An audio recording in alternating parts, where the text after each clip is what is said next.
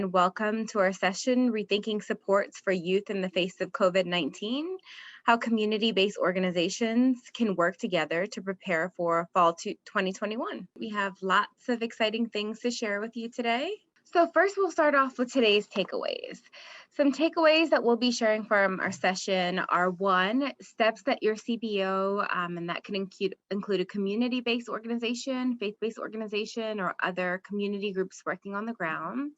So steps that you can take to create deeper, more proactive connections with schools.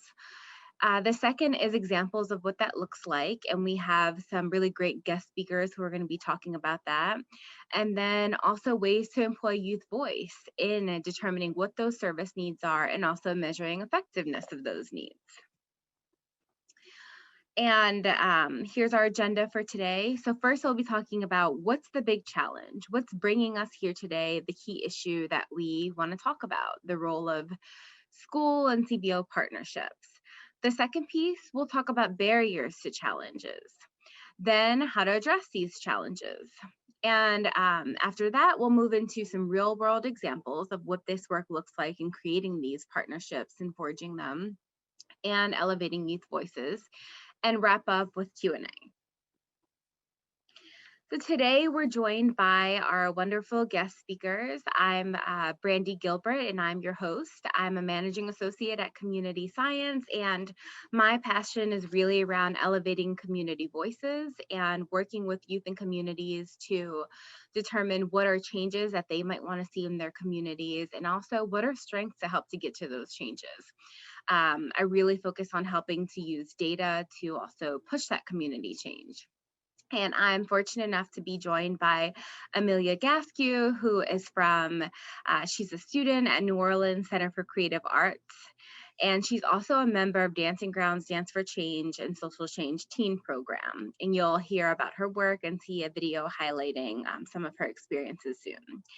And our second speaker is Rashida Govan. She's the STEAM's Executive Director of New Orleans Youth Alliance, and she's also the executive director of Project Butterfly New Orleans. She's had lots of on-the-ground experience for decades, working in the classroom, working with youth and community-based spaces, and forging these partnerships, and has also shared that her mom is an educator, so she shares both her professional and personal experience. So the big problem, what's bringing us here today?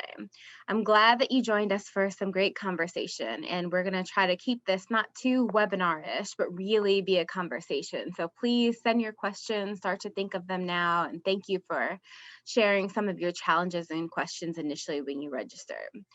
So the big problem, something that's been on my mind lately, is that schools are really able to just take just a little bit of a breath right now, which we know schools and students all deserve that. But while we take this breath, it's really about considering what we're gearing up for in the fall. So fall is really this return to school. So some students are back to in person, but a lot of that is hybrid model, and it's really just happening. But the fall is going to be returned to school for the first full school year since the start of the pandemic. And we're seeing that the planning around that is really about physical safety. So that's things like masking, social distance. How do we fit the same number of people or similar number back into the school building? And that planning is super important. That planning is keeping us safe and healthy. And that we know is a priority because we're in this pandemic and we're coming to just a little bit of breathing space here. But something that's on my mind and probably on yours if you joined is that we're missing some of the social well-being piece. So our youth, especially our Black and Brown youth who have had exacerbated effects from the pandemic, have had major stress and lots of things that they're overcoming due to the pandemic. So what happens in the school environment to be responsive to new and growing needs of youth? And that's what's really bringing us today to talk about how both schools and CBOs can work in partnership to address those needs. So here's our big question. How can schools and CBOs work together to create a safe, stable, and supportive environment for youth this fall? So first, I'll share just a couple of slides on more about that challenge and then about those solutions and getting to our real world examples. So some keys to success, and this is really when we think about strategy for any big kind of social change or big initiative we're trying to move. One is those meaningful goals. So that's a key that CBOs and schools have to be on the same page about what those goals are going to be. Two is having those concrete path to get there. So what are the activities that are going to get us to address that joint mission? How do we get to those results? And then a clear why. What's bringing us to the table? And we'll talk about some of those whys. And lastly, continuous improvement. So always thinking about how we can be better, how we can be stronger. And that's acknowledging that schools are doing an awesome job and so are CBOs, but how much more powerful could it be to see more of those partnerships and communities where CBOs and schools are coming together in a much stronger way?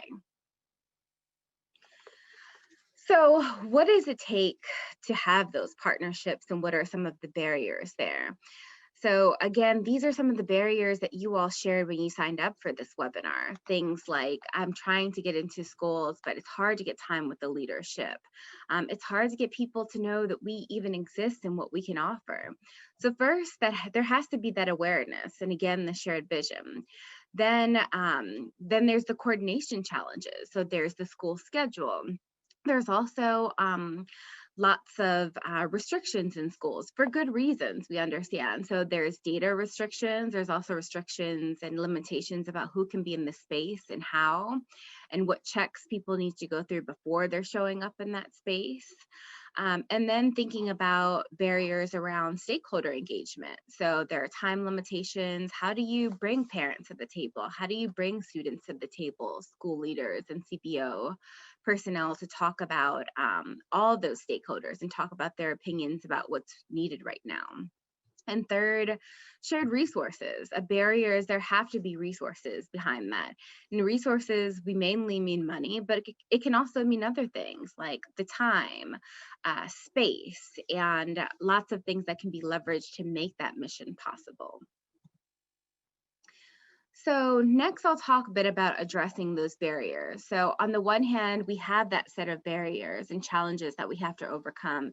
And now we have to start thinking, well, what are the strategies that really help to move us?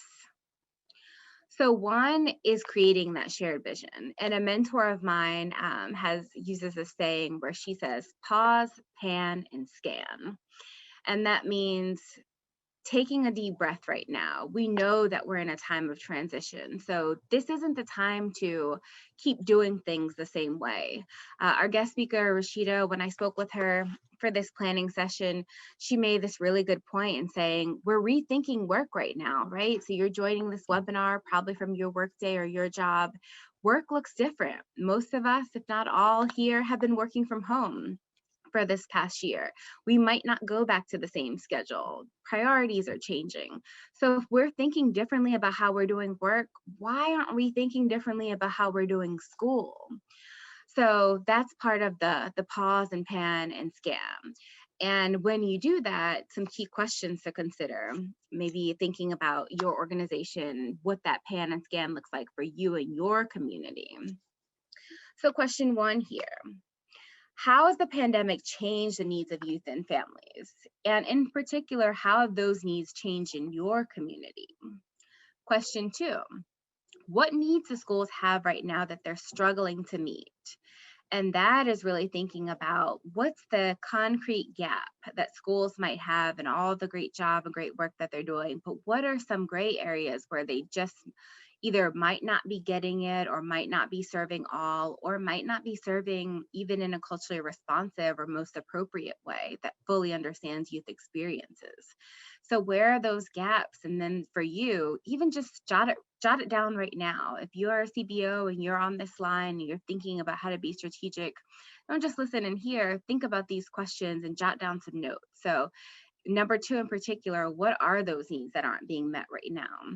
And then number three, What perspectives and data support these needs? So, for you as an organization, you might be thinking about, well, how are you already collecting data, or even just anecdotally, how are you talking to people when you're out there in the community, and using this to inform what you're doing with your work with schools or how you're supporting youth, or thinking about how you might partner with other organizations to more formally collect that data.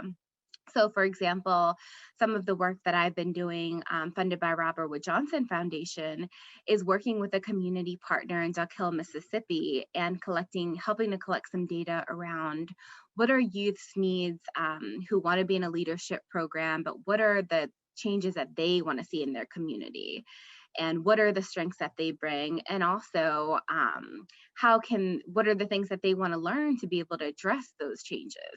So considering either collecting that data or collecting that information, or potential partnerships with other organizations who can help collect that data and elevate those youth voices and the voices of other stakeholders who care and who want to show up for our kids. So here, the second of our third piece of the solution before we get to our panel. The third is lead with your added value. So schools, we know that they don't have a lot of time. You might not get very much face time. So if you're going and making that connection, that's about showing what you're able to bring and how that partnership helps us to better eventually meet the needs of youth. So that might be different for you depending on what your organization does or who you partner with.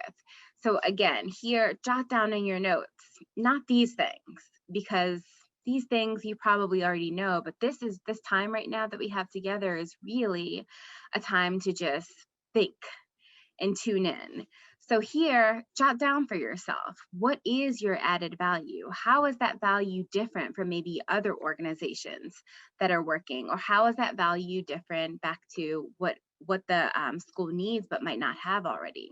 So some of those potential value added pieces are: one, creating a web of holistic supports.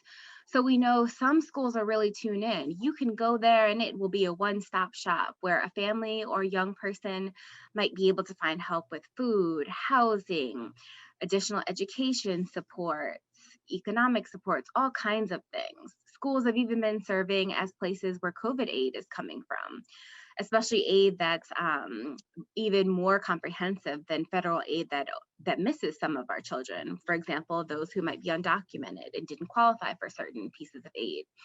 So if your local schools are not a one-stop shop and you are, or you and your partners are, thinking about, well, how do you plug in there to bring resources to spaces where youth and families are already going to on a daily basis? Second, supplementing with academic instruction. Some of the programs that provide academic instruction are helping to mitigate learning loss that happens in the summer and out of school time, and also helping youth to be more well-rounded in their work. And again, to kind of talk about some examples from our conversations with our panel, Amelia, our youth speaker here, talked about how some of her more holistic supports have been working with her local dancing grounds organization, where she's been able to, even though she wasn't being back in school in person, but they're being back in person dancing and doing advocacy and social change through dance, and how that's helping her to be a better student and giving that more holistic support. Then leveraging access to broader support networks. So CBOs tend to be connected to one another. So thinking about not only how you can bring your resources, but how can you build a network of CBOs around local schools? And that also links to mobilizing resources. So there have to be resources attached to that. And one really cool thing about CBOs is that they don't have as many funding restrictions as schools about where the funding comes from, how it can be used. And sometimes having a more flexible schedule to navigate proposal and grant deadlines. So how you might be able to partner to be able to bring some of those resources to mobilize these supports. So again, just encouraging you, if you're just joining or just really getting to tune in, jot down some notes. What is your added value? How might you work with other partners in school to really bolster that value and promote it? And here, actively engage the voices of youth and activating CBO school partnerships. So one way to do those partnerships is really to be adult driven, because adults are the leaders in the paid positions, the majority of the employment positions. So those that are 18 and over are leading those positions in schools and in CBOs. But really think about who you're serving. And in particular, some of our work at Community Science is focused on elevating youth voice. There are ways to do that for younger children, but especially important is adolescents. And so thinking about that 12 to 17 age range and all of the changes that happen during that part of the lifespan, and on top of the pandemic effects in that lifespan, like on that population, that is an especially good age to be listening to those voices. Of course, for youngers too. But for those older ones, that is really an age where you can articulate your experience. You're able to a bit more say what you need. Say the things that are going to make you feel comfortable in this pandemic, being back in school, being back with friends, what might still be a challenge for you being in the school space and transitioning out of the virtual. And then if you're able to collect that data to inform your work with the partnerships among CBOs and schools, also try to make sense of it with youth alongside and in partnership. So you may be able to hear from different youth voices and then share that data back and kind of make sense and say things like, does this really mean, what you shared? Are we capturing it right? What are the implications here? So you said this, and for service needs and translation to us, that means this. So really, again, try to jot down a note for yourself. How are you engaging youth voices? Are you? What might be ways that you can do that, or ways that you can do it in a more robust way? So now I want to share something very exciting.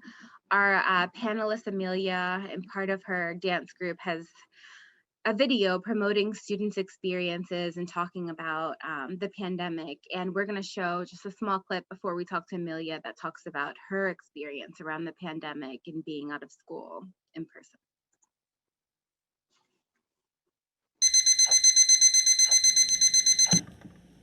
Describe my experience during the pandemic. It's just always been an adjustment for me, like when it comes to like taking like tests and like doing all that schoolwork. Like I need guidance. Like I said, I need hands-on. Like I need the teacher to be, oh, Amelia, well, this is this and that is that. Like I need not step by step, but I need like a little help. And like it's just so much work. It's you either gotta figure it out yourself or you just can't figure it out. So yeah.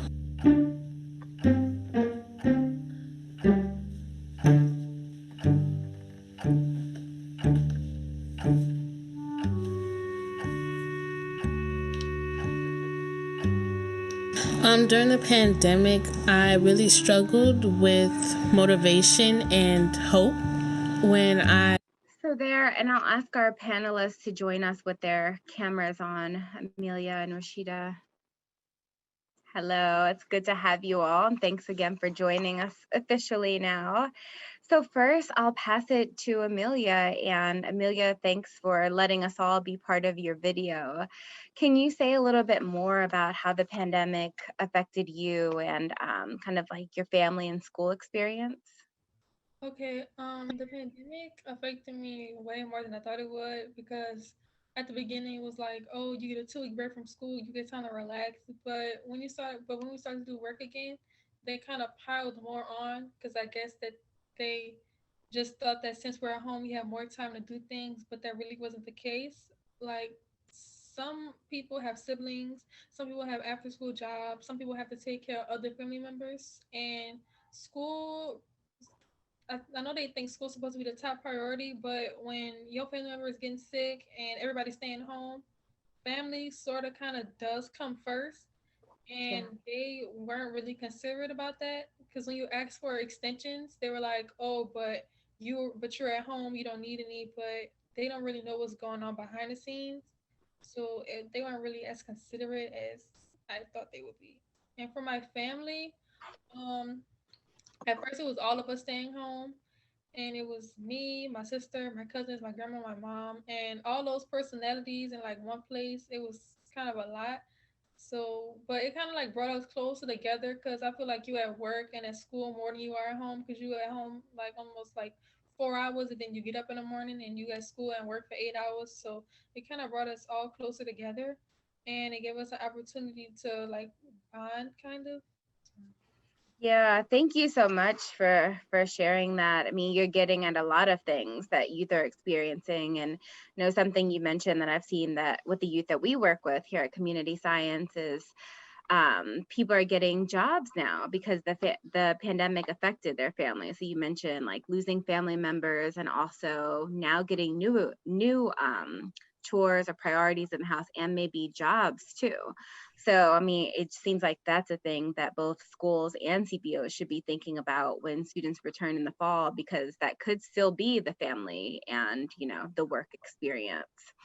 Can you also talk a little bit about your work at or like your involvement in Dancing Grounds, Dance for Social Change program, because that is a CBO or community-based organization or a nonprofit locally in New Orleans. And could you talk about kind of how that helped you being involved with Dancing Grounds? Okay. So the start I started dancing grounds in like the summer of seventh grade going to eighth grade, and it was just a summer camp. And I was like, oh, this is summer camp. I can dance at it. I didn't really think too much of it, but when they started going on Saturdays, it came up more of a like a community thing. Like you met new people, like you made friends and stuff. And then when you went to high school, you start dancing social change and you talk about heavier issues like mental illness, gentrification, and this year it was the pandemic. So you get more in depth about what's going on in your community and they make you more aware about the things that's happening. So you know how to so you know how to like help other people and answer those questions when someone in your community is unsure about what to do about something. Yeah, for sure. Thank you. And I'm going to open it up, Rashida, too, just in keeping it conversational. If you have questions for Amelia or things that you want to chime in and share now, there's some questions on the screen, too, that I know you want to talk about. Yeah, thank you so much. And I just for having me, I want to shout out Amelia. I was introduced to Amelia at Dance for Social Change, and I was very excited to meet her and very much wanting to make sure that she has more platforms. Want to share the film because the film is amazing. So please check it out. The link is in the chat. But also just because I think that Amelia's perspective, as well as her peers, is something that we're missing in a lot of our conversations about what recovery should look like in school districts and what it should look like even in community-based organizations. And so what Dancing Grounds has done, what the young people and Dance for Social Change have done, is really center their voices in a way that makes it accessible for us, the information accessible for leaders to respond differently and to learn how to partner with young people to figure out what's needed. And just as I guess start off my remarks, I want to respond directly to what Megan Hartman asked, and she said, "Do you have any tips for a school district health advisory committee, community-based organization, plus school staff members trying to create positive change for youth and families? How to create traction and make impactful change?" I actually do. I think one of the things that is really necessary, and it speaks to what Amelia was just talking about with respect to compassion or the lack thereof, um, is twofold. One is the response to young people are piling on of the work, not providing a lot of direction. Also, things around like not really respecting when a young person is saying they need additional support, and writing off and not being cognizant of all that they have to do has everything to do with the fact that they don't know who they're serving. You don't know your Mm, community, you don't know what's happening with families, and it just was more pronounced now than it's been, because the home life became far more central because yeah. that's where school was happening. But if you understood your population, for instance, I've gone around to communities to talk to, around the community, to organizations, city government, to present data on how young people are doing, how their families are doing. So when we talk about stuff as basic as this is what the median income is for Black people, it's $26,000. right? The majority of these people are of our folks are employed. What does that mean for something like um, parent engagement? Well, they're usually having to work multiple jobs to get the lights to stay on to feed their children because the wages in the city are low. So you have to understand all of these factors and how they intersect to impact the young person and families that you're trying to serve. So first, I think you can just look at data on your community if you're not yet in relationship with your families. The Yep. second is to get into relationship with your young people and your families and actually treat them as partners. So we're talking about CBO school partnerships. All of us need to be in partnership with families. If our intention is to support young people, we are partners in this together. And so I think that is some of what needs to be done for this health advisory committee. You need to have young people on that committee. How can you shape an environment that will enact positive change for youth and families if youth and families are not centered in that process and in that conversation? I also think that we all must really begin to think about trauma informed processes and Mhm. practices because it would tell us, most of us, trauma is widespread. Healing is possible. That is like one of the core foundational elements of trauma informed practice. If you recognize that trauma is widespread, and I'm unclear as to why people wouldn't recognize that in the middle of a pandemic, we are all experiencing a collective trauma, right? I'm Yeah. not sure why we're not like registering that for the people that we're serving. But if you do, then you approach your work differently. If you understand principles of trauma informed practice, you approach your work differently, and you ground it in love and compassion. Yep. And finally, I think there's this lens that we need to adopt, which for me is a healing justice lens. If you want to learn more about that, Sean Wright speaks a lot about that. Um, well, he is like really has the seminal work on this, but he talks about really understanding systems and having a critical social analysis, so we understand how systems are impacting us. So we're not so that we're able to address the systems to transform organizations, communities in a way that is less oppressive or that is not oppressive, right? And we have to really think about how our schools have been oppressive from the standpoint. And I'm sorry I'm going in, but I want to go No, in please go in. capitalism piece, right? Capitalism is all about productivity, bottom lines, urgency, and fast-paced stuff. That's how our children were treated, right? Like this is a capitalist society, and you need to get it done, and we're gonna pile on more, and we're expecting this without looking at the human components. And so it's like from a healing justice lens, how do we transform how we approach this? Like we just really have to transform how we approach this.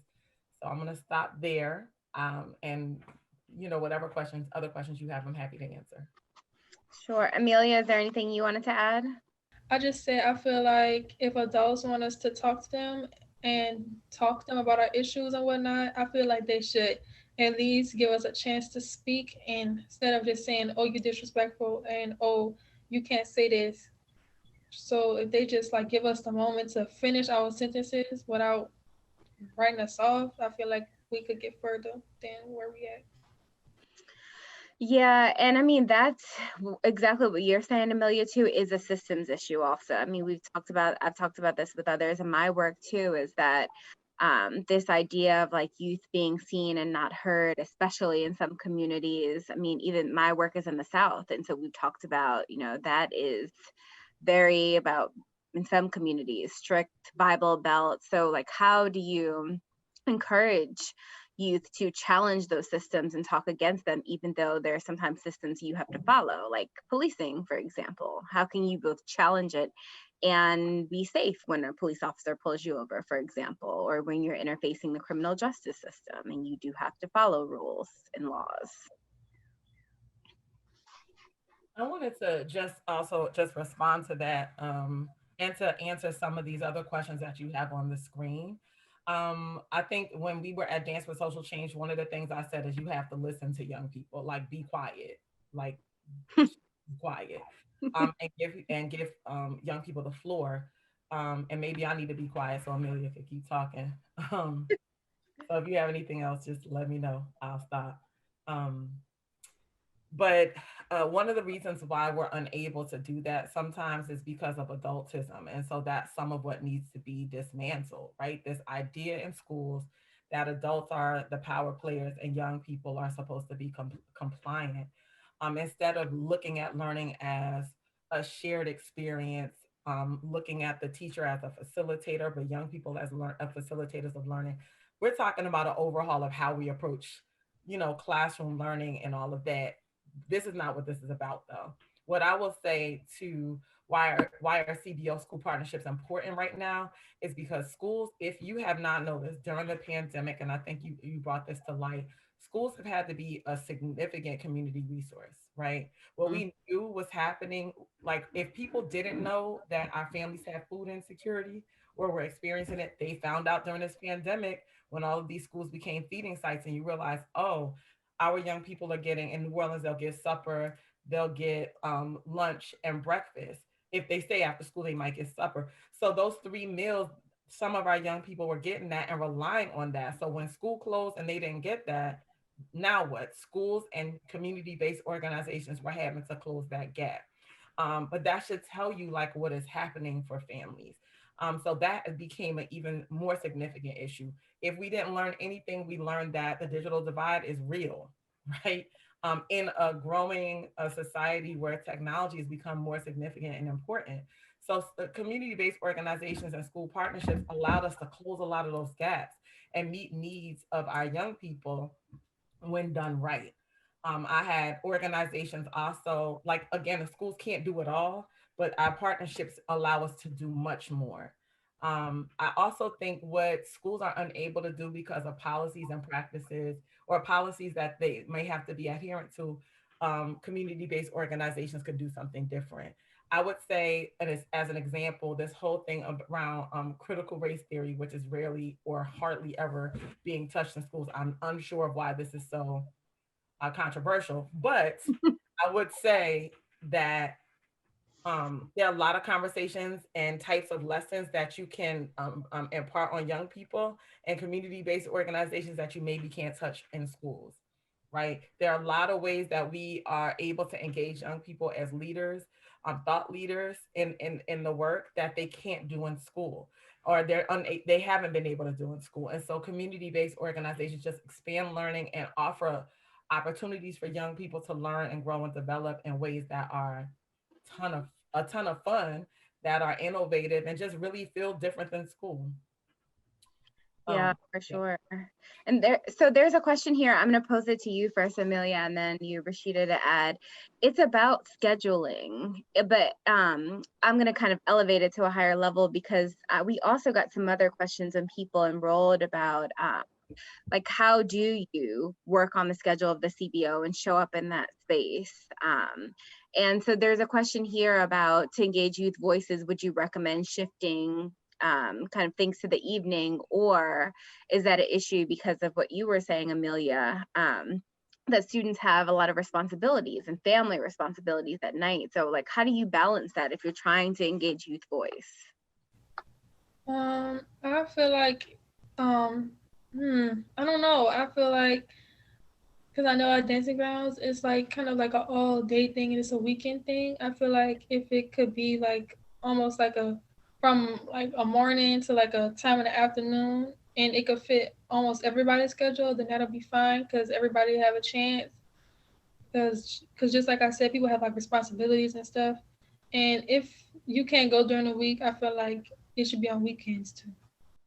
Yeah, so it sounds like you're saying having different scheduling options or having options that spread across multiple time spans. That's a really good idea too. So it may not just be evening or day, but it's like spanning across. I mean, another thing I think based on what you're saying is like, how do you show up in spaces where youth are already at? So instead of asking them to come to your meetings, like what if someone asked to respectfully come into the space of dancing grounds and like talk with the leadership there, and it was beneficial to both dancing grounds, its students, and whatever, you know, other organization or partner. So it's like thinking outside the box a little bit about the times and scheduling. Rashida, anything to add there? Yeah, I agree on all fronts on what both you and Amelia have shared. I would also add that you want to be thinking about paying young people for their time, Yeah. um, some form of fashion, whether it be like they need to be compensated because we're being compensated, and because they are being treated, they are experts, so they should be compensated when they show up to the table as well. Um, so that's a big thing for me. I also think that you will not be able to figure out like what time is appropriate until you engage young people. And what you will likely find is that you can't get like find a perfect time. So you have to find multiple levers that you can pull to Mhm. engage voices. So it may be that you do a morning meeting, an afternoon meeting, a weekend meeting, a survey, a focus group. You All of that. Yeah. yeah. Yeah. Some of our questions too were that we received were about like how do you first get that recognition? So say you're a CBO and you're building a new relationship. So like how do you frame that? How do you first get people to be aware of what you can offer? Yeah, I mean, there's lots of ways to do that. I think for the New Orleans Youth Alliance, we work with the city of New Orleans and the school district to do like a fair where the charter schools would come in and we would have like these like one small group meetings and pitch our organizations to see if they met a need. That's a one strategy. To be honest, it wasn't that successful because the time in which it was held, schools were unavailable. So that's part of, I think part of it is understanding how schools work. So one, I think you have to know who the school leaders are. You have, and that's challenging, but that means talking with your community, looking at their writings, look at how they talk about the culture of their school to get a sense of, well, these are the things that are important to them. That is a very important step. I would also say when you do secure time, make it quick and don't be offended if you're not seeing a principal, if you're seeing an assistant principal or a lead teacher or whatever, take it, take what you can get. And when you, and it's not to say that the school is like the end all be all, and so you have to like subordinate yourself. This is about understanding that no one person in leadership has time to do all the things, and we are teams in schools just like we are teams in CBO. So when you do get an audience, make sure you have an elevator pitch, make sure it hits on those things that are very important to that school. Do research on the needs of that school and that community so you can say this is how we're meeting these objectives that you have. So showing alignment with the goals of the school, and the values of the school is very helpful. I think above all else, making sure that they know that all you have to do is open a door and I can come in and do my work. I will Yeah. not get in your way. I will not make more work for you. This is totally advantageous to you. Is important. So I've run two other nonprofits, or another nonprofit that is, and worked with a whole other one that did school partnerships. And one thing we did was say, all you have to do is give me a room. I will go get the kids. I will come to that room. I will knock out that programming, and they'll be back in where they need to be after that. I don't need anything else but the space, and Yeah. they were all more than happy to have us in there. For the other thing, I think the last thing is tell your story to that school as you were working with them about how you were impacting those students. So one strategy was to say, of all of our students, the students in our program are doing student government. Their GPAs are 1 point higher than the rest of the average for your class. And we're able to say all of these things in ways that we impacted. You have to find a way to tell a story of your impact in a way that aligns with their goals. Yeah. Yeah. And in putting this in the return to school kind of context, Amelia, some of the things we talked about is like, well, how do you get ready to go back to school right now? And like we've been having conversation about supports and things. Amelia, how are you feeling about going back to school, and like what can make you feel most comfortable? For me, since I was virtual all year, I think I would like to go back to school, and to make it feel more comfortable, I feel like it should be a place where I can like still have those like little COVID resources like the food and probably like something like that. And I feel like it should be comfortable. Like I should be able to have a conversation with my friends without having to stand 6 feet apart and have to yell across the classroom. I should be able to have a meeting with my teacher one on one in the classroom and not over a Zoom meeting. I should be able to ask for help without having to go through all go through all these people emails. So I should be able to just it I go not the old normal, but like just ease back into it, I guess. Yeah, yeah. And about the resources that you think that you and students should have, what would make you feel comfortable like using these resources when you go back to school? Because the other thing is that before some people were able to get these resources virtually, or we're changing the way that we might share food or do other things, but then we'll be in person. So how can CBOs show up in a way that also makes youth or students feel comfortable accessing those resources? I know for when COVID like kind of started, and for this year, my school, you would sometimes like pick up the food at the school, or you could have the option of the school delivering it to you. So I feel like those two would kind of be comfortable for people if they still like if they're not comfortable with having contact with anybody. They could get it like delivered to their house, or they could just come pick it up at the school when like school's over. Yeah. So again, just continuing to think outside the box, right? About how those services show up, who needs them, how they could feel most comfortable getting them. And that schools are a place for resources for families, right? Not just for the youth who are there.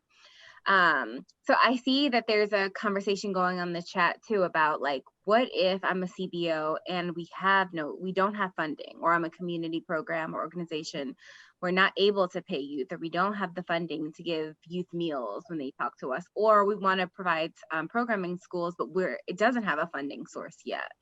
So Rashida, what are your thoughts about like how to get that going and what to do?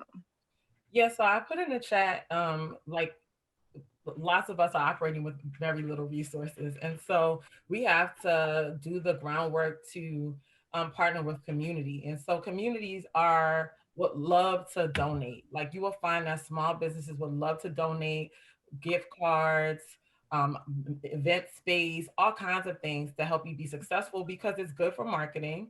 But it's also like just they want to be helpful. And so I can tell you that I've had success in getting like gift cards for young people or for families to participate. Also, like thinking about getting them extra credit in class. There are many ways. Everything is not about money, it's also about like experiences, different things along those lines. We have to be willing to do that though if we want folks to come to the table. And we have to start to raise the money to do that kind of stuff. So it is insufficient to say we don't have the resources and operate from a place of lack. I'm saying that as a person who knows, right? I'm Yeah. like saying, how am I going to find a resource for this?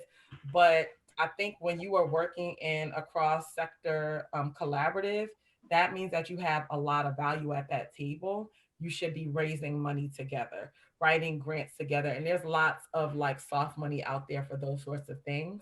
But I do think also our schools right now are getting a lot of money from ESSER, from the federal government for this recovery, for these types of partnerships. Ask your school what they're doing with those resources and ask that they support the work that you're doing. There is money out there for this at this point.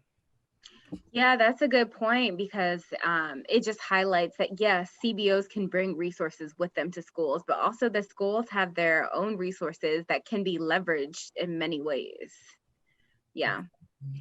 Because actually I was going to ask you another question that even what about if it's not about paying youth, but it's about like backing the programming or the services or whatever is going on. So I think you were already kind of getting at that there are resources on the table to leverage. Absolutely. And I just think you have to be knowledgeable. So many times, like, I mean, like schools are getting federal funds and I'm not sure how they're using it. And there's not there's transparency around some of it, not around all of it. And so I think one other thing that we're forgetting is that families are dope. I'm from the 70s/80s. Families can be great advocates for you. So they can ask the questions that sometimes a teacher might not want to ask, or community-based organization might not want to ask. When you get families to back the work that you're doing or to do that in partnership with you, you get another very powerful voice. And never forget that collaboratively, like you have a lot of power to support and back the programs that you're doing. That can often be the thing that opens the door for you at a school. Yeah, I also like your point that it's not only about money, that it could be things like extra credit or something. If you're not already hearing youth voices and you want to hear them or you want to hear more of them, to consider other things outside of funding. I mean, Amelia, what do you think about like extra credit, or are there other ways that for you would be like worth it to engage and show that your voice is respected? I think definitely extra credit can go a long way because I feel like because one of the comments are children can't learn when they're trying to survive. I feel like extra Yeah. credit can go a long way because if you're worried about like other priorities at home, like siblings and food and stuff, you can't really focus on your schoolwork. So maybe that little extra credit can get you into the college that you want to, and that little extra credit can get you the internship that they can start your career or something like that. So I feel like extra credit can probably be something that's the top for me. Extra credit and Yeah. I mean, another piece that we've done, it's like not always about giving money or a thing, but it's also about like valuing those voices and making sure that they feel heard. So some like practices that we try to use at community science when we work with youth are that we share the data back really with any communities, and those are good practices for youth too. So we share the data back. If we're collecting data on perspectives, we try to share that data back with those communities that it came from, and for youth in particular, doing that and also saying like, hey, this is how we're going to use this information, and acknowledging when the perspectives don't always lead to exactly what you wanted, because like that's the hard thing I think about sometimes engaging youth voices, and then those voices tell you what they want and then like that doesn't happen. And so saying like, hey, we still acknowledge those voices, and then this is how your feedback has or hasn't been used to change or to inform, whatever it is that the organization's working on. Were you going to add something there, Rashida? No, no, I think that's a good practice and an important practice. Yeah, and I know that you've also done some work on creating meaningful adult youth partnerships, because I like what you're saying about like that this involves family partnership too. This involves youth partnership, and the spaces where youth show up to give their feedback, a lot of times they can be adult dominated. So rather than say like, okay, no adult, like this is for the youth only, it's really about like how you make those partnerships to be stronger when youth and adults come together. So I'm interested to hear from both of you about like what are your thoughts on like making those strong youth adult partnerships? Amelia, do you want to go first? um okay, I'll go. I Like feel what like makes you feel most comfortable when you're working with adults? trust, and I feel like I'm being heard because I feel like with adults, I feel like they don't gossip, but like if you tell them something, like they really gonna tell somebody else. I feel like if I'm telling you something, I'm only telling you, and I don't want anybody else to know. So if we have that trust, then I feel like it'll be easier to work with people. And just the respect thing, like don't shut me out, don't make me feel like I'm not being heard. So just trust and make me feel like I'm being heard. Yes. Yeah. And what I was saying about sharing back, like how you'll use the information, I think that that helps to get at that. And even the trust thing, like if I say, Amelia, we're having this conversation, versus like I say, Amelia, we're having this conversation so I can share it tomorrow in a session with 40 people, then you might tell me different things, right? So it's like being upfront about what the expectations are and where there's like really safe space that doesn't have to go outside of those trusted relationships. Yeah, I would add this is something that we take very seriously at the New Orleans Youth Alliance, and we're really working with our community of youth development programs and systems organizations or systems agencies to address.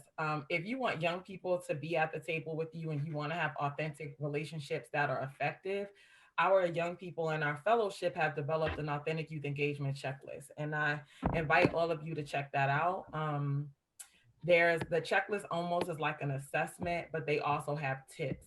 And some of the tips that they have on there are things like engage young people with the same level of professionalism that you would your peers, reciprocate the energy of young people, focus on engagement and not compliance, create a pipeline for employment and leadership for youth in your organization. So there's lots of ways that young people have said this is what needs to happen in order for us to be feel engaged and feel respected. Like there has to be mutually beneficial. There has to be respect for my voice. You have to stop using so much jargon, so that I can actually participate in the conversation. There's a ton of tips. Actually, there are 30 tips, and then there's a whole lot of strategies that you can assess within your organization there. So I invite y'all to look at that. Again, it is in the chat. I also think there's some adultism work that we need to do just to like really see one how we felt when we experienced that as young people. So children should be seen and not heard, or Yep. not being included in decisions that impact you directly. All those kinds of things that we've experienced as young people, we then reproduce as adults, knowing the damage that it caused us. So we need to be thinking about what that felt like and how we are actually reproducing that behavior, and begin to find strategies to dismantle that. And one of the ways is to really address the adultism that is a part of the structures of your institutions. And one way to do that is through dismantling adultism training. They have that offered by Kids by Rethink New Orleans, and I'll put it inside of the chat. And we also have a Power to the Young People training that was designed with our young people for organizations to figure out how to do that work better. Thank you. Thank you both. So we're coming to the end of our time together, and I want to ask you all if you have any last words about like us getting ready for in-person school in the fall and how we can be more supportive of youth needs, including those partnerships with CBOs and schools. Any final thoughts?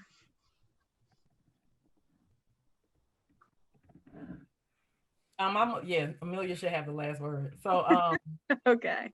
I think the biggest thing, that the biggest takeaway, if nothing else, is that as we prepare to go back into schools, let us try our best not to do business as usual and not to go back to what we had before. What we had before was not working well for our young people. It just simply wasn't. Um, and so that what I mean by that is we have to be more holistic in how we think about our young people and how we think about their success. So it's not just about their academic achievement. How successful are they at engaging in healthy relationships and decision making? What role do we play in helping them to gain the skills to process and work through trauma? So social emotional learning has to be a part of that. Understanding that CBO school partnerships expand resources and opportunities for students in a moment where it is so critical. Like our young people have very high needs, and quite frankly, so do the adults that are raising Yeah. them and working with them. Like we all have these needs. So bringing more compassion and love into the work, understanding how to do trauma informed practice and healing justice practice should be a central part of what we're talking about. Like one of the participants said, children can't learn when they're trying to survive, neither can adults. We can't Yep. serve well when we're trying to survive, when we feel under the gun. So, how about let's abandon that type of pressure on all of us and create communities that are centered on our wellness? What does it look like to teach and to build structures for learning and development that focus on all of that instead of just on an academic achievement bottom line? When we're well, we can achieve more academically and we can do more developmentally. Yeah, for sure. And I do want Amelia to have the last word too. So before that, I'm just going to give a quick recap of some things that we talked about. So one is like look at data in your community. Two is be in partnership with families. And if you're not already, get in partnership so that data becomes less secondary data and more like your firsthand interactions with youth and families. Three is understand trauma and use trauma informed practices because we are coming off of and still on some traumatic times that require different practices. And four is throughout all of that to lift youth voices so that youth voices are engaged in the services that are for them and by them.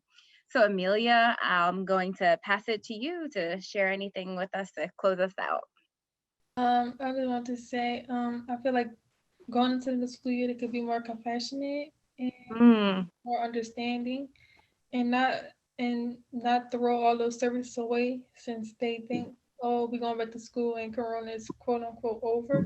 I just think that they could, yeah, like like not like step aside from the academic perspective, but like dig a little bit deeper. Like ask us, oh, what's going on? Oh, are you okay? Or I noticed this, that. Like, do you need some help? Something like that. Yeah, thank you so much. That step aside from the academic perspective is so important, even though academics are too. But I like our quote that we keep referring to in the chat, like you can't learn if you don't have those basics. So thank you, Amelia, for closing us out. Thank you, Rashida, for joining and for your wonderful remarks too. And for the panel, we hope that you found lots of useful stuff. Everybody who came on in the beginning has been on for the whole time. And so it sounds like hopefully we're holding your interest because this matters to you and you heard some things that are helpful for you today, tomorrow. So again, thank you to the panelists and take care, everyone.